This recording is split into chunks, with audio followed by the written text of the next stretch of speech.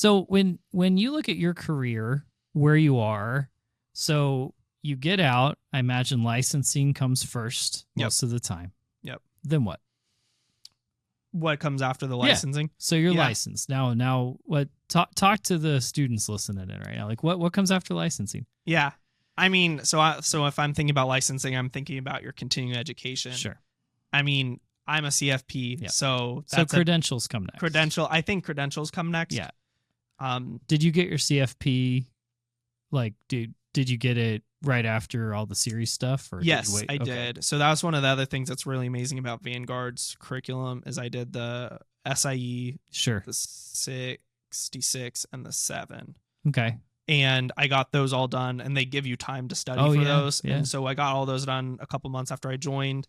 So I joined in May, and then because I was part of the Financial Advisor Development Program, I got to study for the CFP from September to like October or something like that.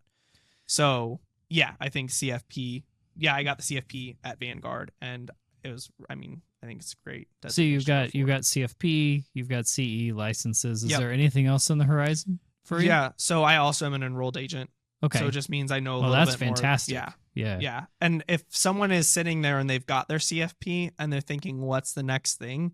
I would highly recommend doing the enrolled agent. It's a low, from a designation standpoint, it's a low cost. I think I got some study books that are about $40 a month, like study software. And then the exams are maybe $100-$200 every time. And as far as licensing stuff goes, that's not cheap. bad. And when you look at enrolled agent, from your role right now, doing a lot of the quant work, I can, share a little bit what enrolled agent is. And we have some folks listening that don't know. Yeah, an enrolled agent is, from my remembrance, is basically the only designation the IRS actually gives.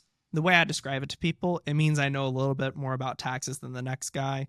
We have some tax firms here in town where the accountants only have their enrolled agent designation. So I'm not saying that that's who you should go out and get. I'm not saying you shouldn't. I'm saying that it provides me a certain level of expertise when it comes to taxes. Well, and I think from the role you're doing right now, tax specialization is worth its weight in gold, right? Because understanding, one of the great retirement struggles that I love to see that tech has come a long way, right? Is that not necessarily, we're talking, I'm 65, I'm 67, I'm somewhere in there. I'm done with working. It's time for retirement, right? Great. Yeah.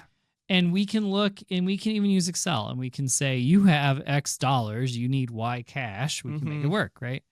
But what bucket do I pull out of? How much of each bucket do I pull out of? What are the consequences of pulling out of each bucket? And, how should I be converting into Roth while I go? That's where I think enrolled agent gives you that extra edge of those conversations. And back to alts for a minute, when we're looking at land real estate tax depreciation, we're looking at passive income, passive losses. I think all of a sudden that enrolled agent is like critical, right? Because all of a sudden you're like, I need to get my game better. Yeah, for sure. So I see that worth its weight in gold on a path.